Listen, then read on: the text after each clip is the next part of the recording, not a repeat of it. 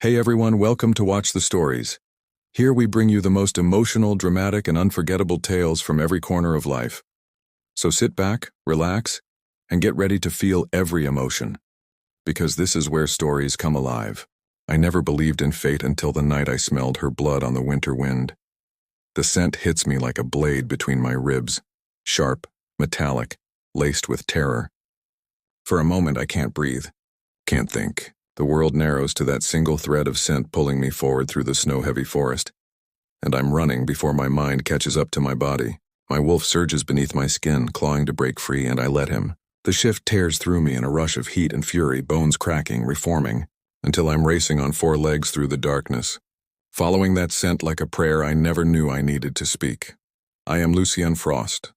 Alpha King of the Northern Packs, I have ruled for 7 years without weakness, without mercy, without warmth. They call me the Cold King, they're not wrong. My parents were murdered when I was 19. Torn apart by rogues while I was away at a summit. Too young and too arrogant to see the trap closing around them. I came home to ashes and blood. I buried what was left of my heart with their bodies and built an empire on ice and iron. I don't do feelings. I don't do attachment until tonight. The clearing opens before me like a wound in the forest. 3 rogues circle someone small and crumpled in the snow. The moonlight catches on dark hair, pale skin, the rapid rise and fall of terrified breathing. She's conscious, hurt. And the way she's holding herself, one arm wrapped around her ribs, tells me she won't last much longer. The rogues don't even see me coming. I'm on the first one before he can turn, jaws closing around his throat. The kill is quick, efficient. The second lunges at me and I meet him midair, claws tearing through fur and flesh. He's dead before we hit the ground. The third one, smarter, more cowardly, runs. I let him go. He'll spread the word. This territory is mine and I don't share. Then I turn to her. She's staring at me with eyes the color of storm clouds. Wide, shocked, beautiful. Even through the blood and dirt, even with fear radiating off her in waves, she's breathtaking. My wolf goes quiet, still, like he's found something he didn't know he was searching for. I shift back to human form and she flinches.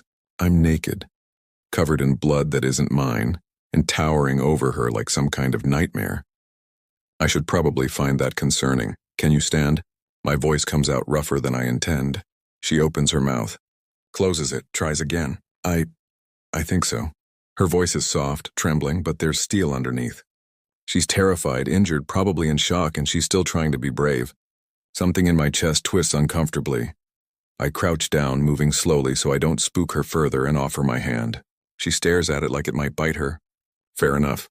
Then with a visible effort, she reaches out and places her small, cold hand in mine. The touch shoots through me like lightning. Her scent crashes over me in full force now. Rain and wild roses and something uniquely her. And beneath it, I smell it, omega, rare, precious, hunted. My wolf surges forward with a single, possessive thought, mine. I yank my hand back like she's burned me. She notices. Of course she notices. Hurt flashes across her face before she can hide it, and I feel like an absolute bastard. But I won't let this happen. Whatever this is, what's your name? I ask, standing and putting distance between us. I need space to think, to breathe without drowning in her scent. Elara. She struggles to her feet, swaying. I move instinctively to steady her, then catch myself. Elara Thorn. You're far from any pack territory, Elara Thorn. I grab my cloak from where I'd dropped it before shifting and wrap it around her shoulders. She's shivering violently now, adrenaline wearing off. What were you doing out here alone? I'm always alone. The words are quiet, matter-of-fact, and they punch another hole in the armor I thought was impenetrable. I don't have a pack, a rogue omega. Goddess help me. You do now, I hear myself say, and watch her eyes widen in shock that mirrors my own. What the hell am I doing? 3 days. I've kept her in the castle for 3 days and I'm losing my mind. I stand at my office window watching her in the courtyard below. She's talking to one of the kitchen staff, laughing at something, that smile lighting up her whole face. And I can't look away. Can't stop cataloging every detail. The way she tucks her hair behind her ear when she's nervous. How she tilts her head when she listens, giving whoever's speaking her complete attention like they're the only person in the world. The graceful way she moves despite the bruises still healing on her ribs. You're staring again, Your Majesty. I don't turn around. My beta Marcus has been my closest friend since childhood. He's one of the few people who can speak to me like this and live. I'm observing, I correct him coldly. She's a security risk until we determine where she came from. Right, a security risk. Marcus's tone suggests he's not buying it for a second. That's why you've checked on her 17 times in 3 days. That's why you personally ensured she got the guest suite in the East Wing, the one with the view you know she'd love. That's why you nearly took Henderson's head off when he suggested she might be a spy. I finally turned to glare at him. Do you have a point? She's your mate. The words hang in the air between us like a bomb waiting to detonate. Don't be ridiculous, I snap. But my voice lacks conviction and we both know it. Marcus crosses his arms, leaning against my desk with that knowing look I've hated since we were 12. I've known you my entire life, Lucien. I watched you shut down after your parents died. I've seen you turn away every suitable match the council proposed. And now suddenly there's an Omega girl in your castle that you can barely stand to be in the same room with. Because you want to be near her so badly it physically hurts. She's your mate and you're terrified. I don't get terrified. But my hands are clenched into fists, knuckles white. The council meets tomorrow, Marcus says quietly. They're going to ask about her. What she's doing here, what your intentions are, my intentions. That's the problem, isn't it? My intentions are completely inappropriate for a king who swore he'd never take a mate. My intentions involve keeping her here, keeping her safe, keeping her mine in ways that would make the council lose their collective minds. She's under my protection, I say firmly. That's all they need to know. For now. Marcus pushes off the desk. But eventually you're going to have to decide. Let her go or claim her. There's no middle ground with a mate bond and you know it. He leaves me alone with that truth burning in my chest. That night, I can't sleep, can't stop thinking about her, wondering if she's warm enough, if she's scared, if she's planning to run the moment she's healed. Around midnight, I find myself walking the halls like a ghost and somehow, inevitably, I end up outside her door. I should walk away. Should go back to my cold, empty rooms and forget this madness. Instead, I knock. Silence. Then soft footsteps. The door opens a crack and she peers out at me with those storm-gray eyes, hair loose around her shoulders, wearing a nightgown that's far too tempting for my sanity. Lucien? She sounds surprised. We haven't spoken since that first night. I've been avoiding her and she's been smart enough to give me space. Is something wrong? Everything is wrong. Everything has been wrong since the moment I found her. I wanted to make sure you had everything you needed, I hear myself say. Smooth. Very kingly. She studies me for a long moment, and I have the uncomfortable feeling she can see straight through me. Then she opens the door wider. Would you like to come in? I shouldn't. I absolutely should not. I step inside. Her room smells like her, that intoxicating scent that's been driving me slowly insane. She closes the door softly and turns to face me, and suddenly the space feels too small, too intimate, too dangerous. You've been avoiding me, she says quietly. Not an accusation. Just a fact, yes, why? Because you terrify me. Because I haven't felt anything in 7 years, and now I feel everything. Because one touch from you could bring me to my knees. And kings don't kneel. You should rest, I say instead, turning toward the door. Retreat, regroup. Remember who I am. Lucien. Her hand catches my wrist, barely a touch, feather light, but it stops me cold. Please just talk to me. I've been alone for so long, and you're the first person who's made me feel. She cuts herself off, but it's too late. I've already heard it. That tremor in her voice. That longing that mirrors my own. I turn back slowly, and the look in her eyes undoes me completely. What do you feel, Elara? The question comes out low, rough, dangerous. She doesn't let go of my wrist. Her thumb brushes across my pulse point. Does she know what that does to me? And she takes a shaky breath. Safe, she whispers. For the first time in my life, I feel safe. The knock on the door shatters the moment. Your Majesty? A guard's voice, urgent. The council has called an emergency session. They're demanding to see you immediately. Elara drops my wrist like she's been burned, stepping back, and I watch walls go up behind her eyes. I should go, I say, even though every instinct is screaming at me to stay. To guard her. To claim her. Of course. Her voice is carefully neutral now. You're the king. You have responsibilities. I pause at the door, looking back at her standing there in the moonlight, beautiful and broken and brave, and something fierce rises in my chest. Elara. She meets my eyes. This isn't over. I leave before I can do something foolish like tell her she's already mine. The council chamber feels like a tomb. 12 alphas sit in a semicircle, their faces carved from stone and judgment. I stand before them in my formal robes, crown heavy on my head, and I already know what's coming. I can smell their disapproval, their concern, their carefully calculated political maneuvering. Your Majesty, Elder Corvus begins, his voice dripping with false courtesy. We understand you've taken in a guest. Her name is Elara, I say coldly. And yes, she's under my protection. An Omega with no pack, no family, no lineage we can trace. Another council member, Lady Thane, leans forward. She could be anyone. A spy, a threat. Surely you understand our concern? I understand you're questioning my judgment. I let ice creep into my voice. Don't. We're questioning your attachment, Lucien. Corvus stands, and the use of my first name is a deliberate power play. You haven't shown interest in any suitable match in 7 years. Now suddenly you're harboring a rogue Omega? The timing is suspicious, the timing is irrelevant. Is she your mate? The question hangs in the air. Everyone goes still, waiting for my answer. If I confirm it, they'll argue she's unsuitable. Too weak, too unknown, too dangerous for a king. If I deny it, I lose any legitimate claim to keep her here. I'm about to speak when the chamber doors burst open. Elara stands in the doorway, flanked by 2 startled guards. She's wearing a simple dress, hair pulled back, chin raised in defiance. She looks terrified and determined and absolutely magnificent. Elara. I start, moving toward her instinctively. I'm sorry, she says, voice shaking but clear, but I couldn't let you face this alone. How dare you interrupt? Corvus begins, but I silence him with a look that promises violence.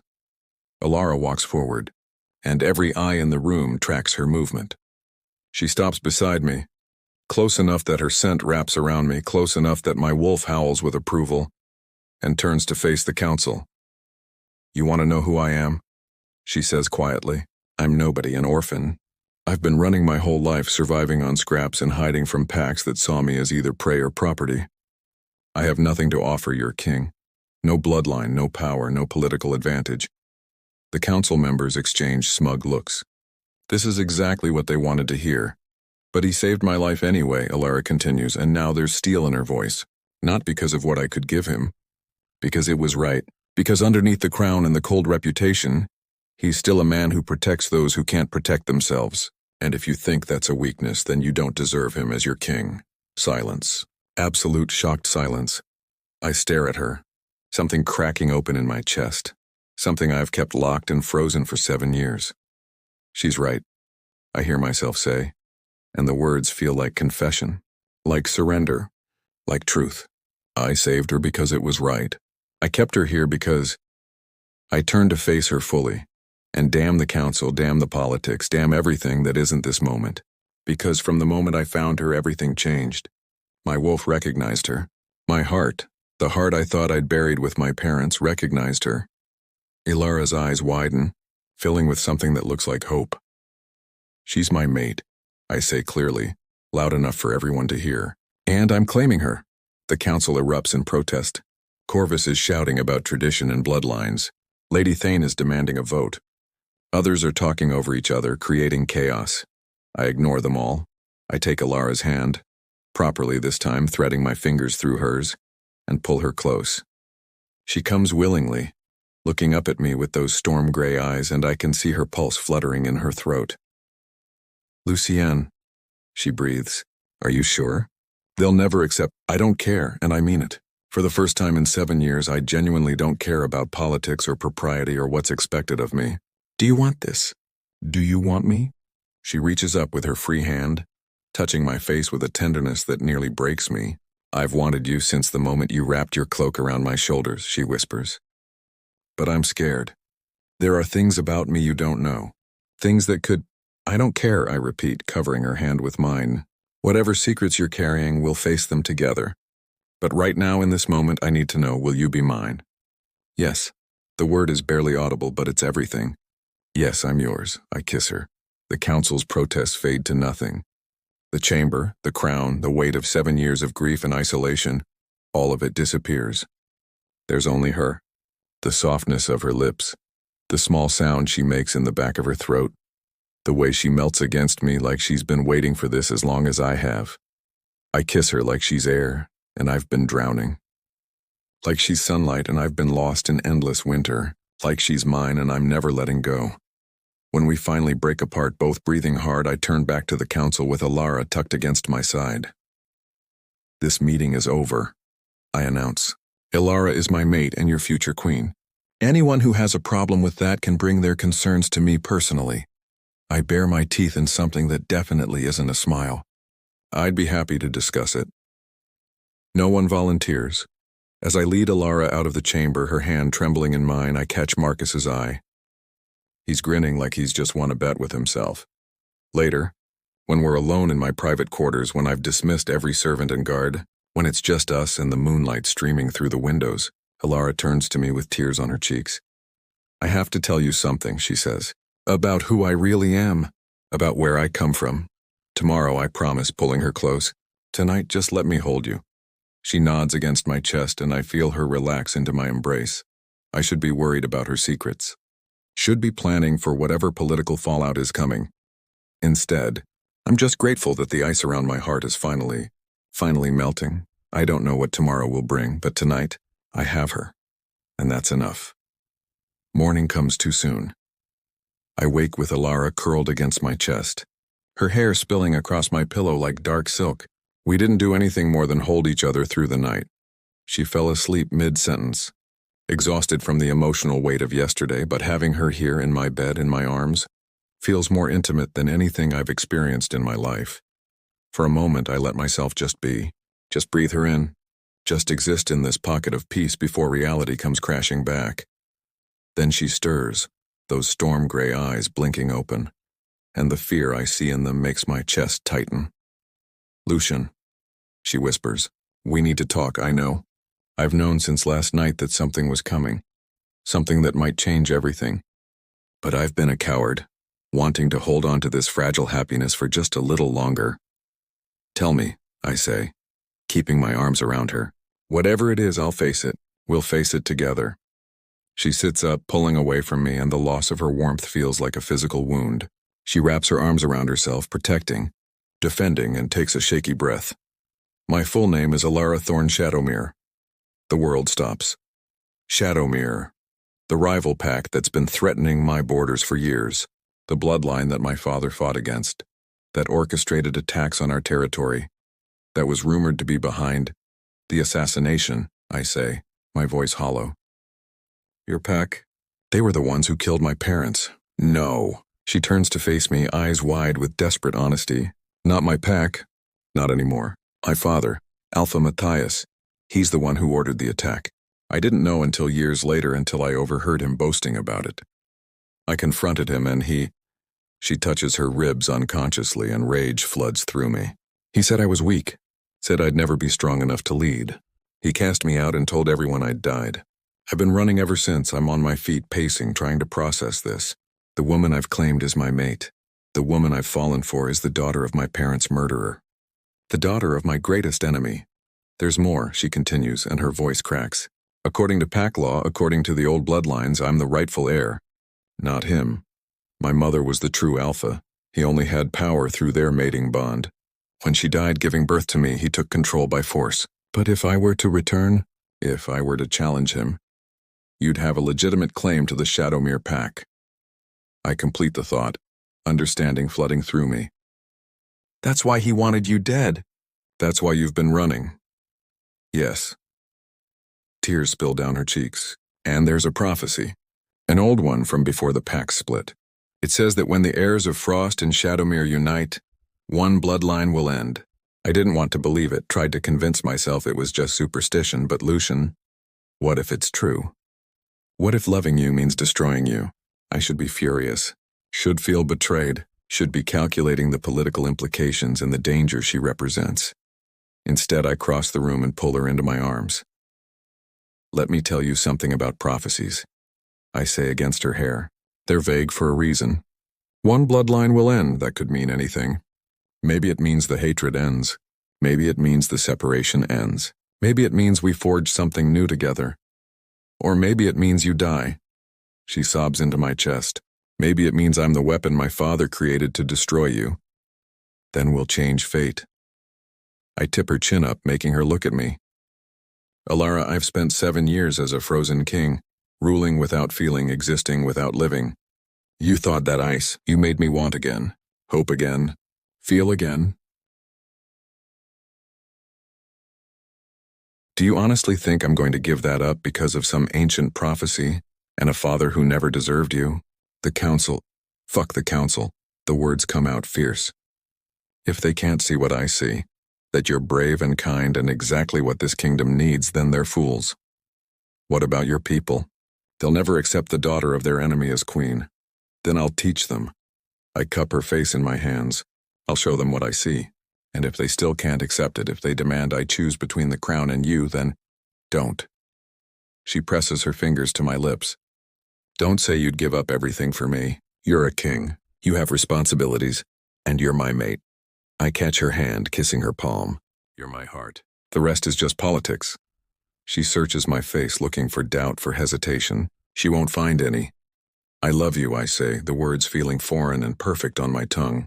I love you, Elara Shadowmere. Whatever your bloodline, whatever prophecy hangs over us, whatever wars are coming, I love you and I'm not letting you go. She kisses me then, fierce and desperate and full of all the words she can't say. I kiss her back with 7 years of loneliness, with all the passion I've kept locked away, with promises and possession and devotion. When we break apart, both breathing hard, she whispers against my lips, I love you too. God help me, I love you so much it terrifies me. Good. I smile, a real smile, probably the first in years.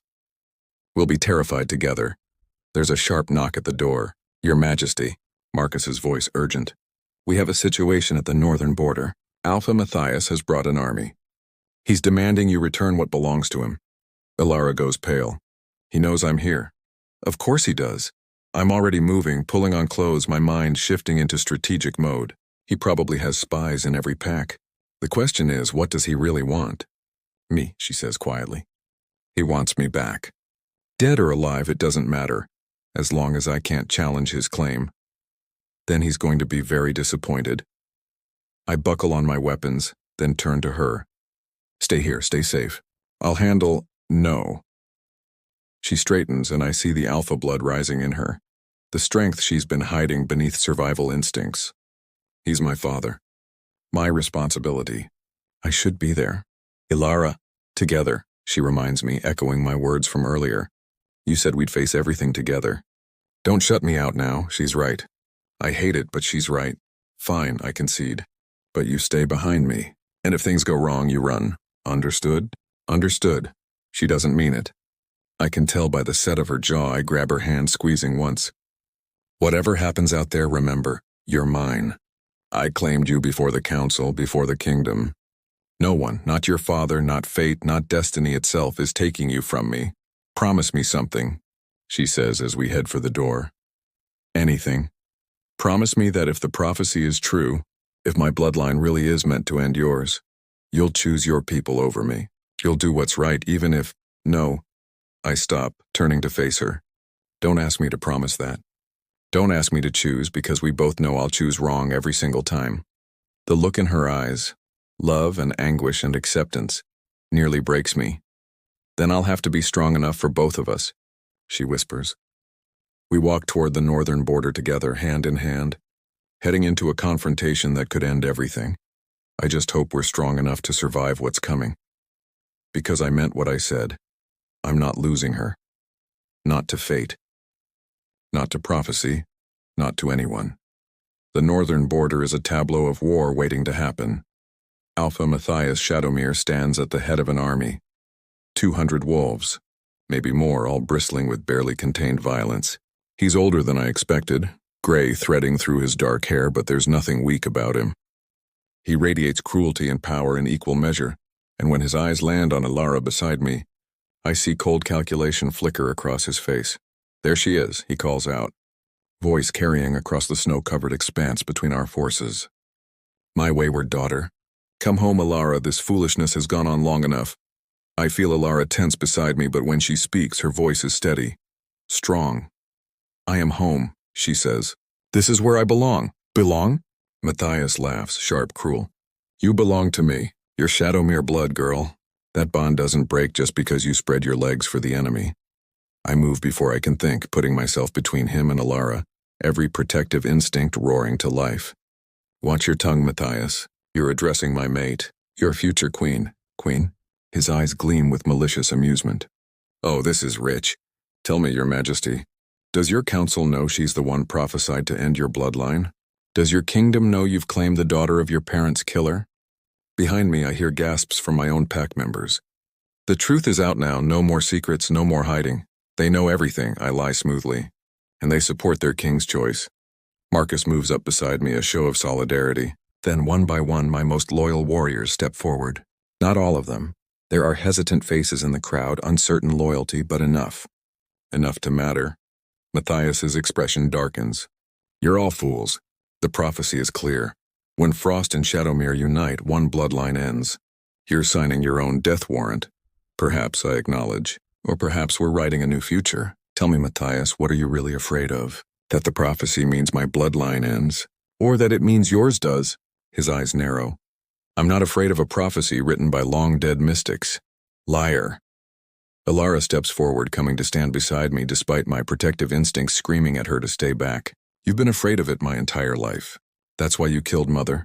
She knew the truth about you, about what you'd done to gain power. That's why you tried to break me, to make me weak enough that I'd never challenge you. And that's why you're here now. Because you know that if I claim my birthright, if I take my place as the true Shadowmere heir, your stolen throne crumbles to dust. You have no proof of any of that, don't I? She reaches into her cloak and pulls out a worn journal. Mother's diary. I found it hidden in the old den before you cast me out. Every word of your treachery written in her hand. Every manipulation, every murder, every twisted scheme. It's all here. The silence is deafening. Matthias's facade cracks. Give me that. No.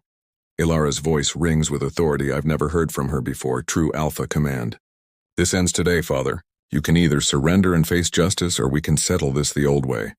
You? He laughs again, but there's desperation in it now. You think you can challenge me? You're an Omega. Weak. Pathetic. I'm my mother's daughter. Elara's eyes flash gold. Pure alpha wolf rising to the surface. And I challenge you for leadership of the Shadowmere pack. Single combat. Right here, right now. The crowd erupts. Both sides shouting, arguing, but beneath it all, the old laws hold. A challenge has been issued. It must be answered. I grab Elara's arm. What are you doing? You can't fight him. I can. She turns to me and the look in her eyes is fierce. Certain? I have to. Don't you see? This is how we break the prophecy. Not by choosing between bloodlines, but by ending the division between them. I take the Shadowmere pack, you keep Frost. We unite the territories not through conquest, but through love. Through our mating bond, he'll kill you. He'll try. She touches my face gently, but I'm stronger than he thinks. Stronger than I thought. You helped me see that. You helped me remember who I was always meant to be. Elara, trust me, she whispers. Please, just trust me. I want to say no. Want to fight this battle for her, protect her, keep her safe. But that's not what she needs. She needs me to believe in her, to see her as she truly is. Not a broken Omega girl, but a powerful alpha woman who's been hiding her strength to survive. I trust you, I say, the words feeling like they're being torn from my soul. But if he gets even one killing blow close to you, I'm ending this. Understood? She smiles. Understood. The challenge circle forms quickly, ancient tradition taking over. Matthias and Elara face each other across the snow, and I see the moment he realizes his mistake. The moment he understands that she's not the scared girl he cast out. They shift simultaneously. Elara's wolf is smaller than her father's, but she's faster, graceful. When he lunges, she's already moving, dancing out of reach. He's powerful, experienced, brutal, but she's fighting for something he can never understand. She's fighting for love, for freedom, for a future where she doesn't have to hide. The battle is vicious. Blood stains the snow. I watch, every instinct screaming at me to intervene as they tear into each other with teeth and claws. Matthias lands a blow that sends her tumbling, and I actually start forward before Marcus's hand on my shoulder stops me. "She's got this," he murmurs. "Look." Elara rises from the snow, blood dripping from her muzzle, and there's something different about her now. Something more. Her wolf grows larger, stronger, as if the fight itself is awakening dormant power in her blood. She's magnificent. The final exchange happens fast. Matthias goes for her throat, a killing move. But Elara drops, rolls, and comes up behind him. Her jaws close on the back of his neck, and she holds. Not killing. Showing mercy even now. "Yield," she growls, the command echoing across both packs. For a long moment, Matthias struggles. Then slowly his wolf goes limp in surrender. The Shadowmere pack erupts in chaos, some shouting approval, others disbelief. But the old laws are clear. She won. She's their alpha now. Elara releases him and shifts back to human form, standing naked and covered in blood and absolutely radiant with victory. Someone throws her a cloak and she wraps it around herself before addressing her former pack. "I claim leadership of the Shadowmere pack by right of combat and bloodline," she announces. "Any who challenge this, step forward now." No one moves. "Good." She turns to me and her smile is pure sunshine. "Then as my first act as Alpha, I propose a union between Shadowmere and Frost. Not through conquest or submission, but through alliance. Through the mating bond between myself and King Lucien. I cross the distance between us and pull her into my arms, not caring about the blood or the watching eyes or the political implications. The prophecy," she whispers against my neck. "One bloodline ends. My father's stolen reign. His cruelty, his division. That bloodline ends with him. And a new one begins," I finish. "Ours." Around us slowly, wolves from both packs begin to howl. First one, then another, then dozens, hundreds. The sound rises into the winter sky, a chorus of acceptance and hope and new beginnings. That night, after the treaties are signed and the packs begin the slow work of integration, I find Elara standing on the castle balcony, looking out at the northern lights dancing across the sky. "Hey," I say softly, wrapping my arms around her from behind. "Hey," she echoes, leaning back against my chest. "Did I mention I love you?" "Once or twice." I press a kiss to her temple. "But I'll never get tired of hearing it." She turns in my arms, eyes shining with tears and joy and promise. "Then I'll spend the rest of my life saying it." And she does.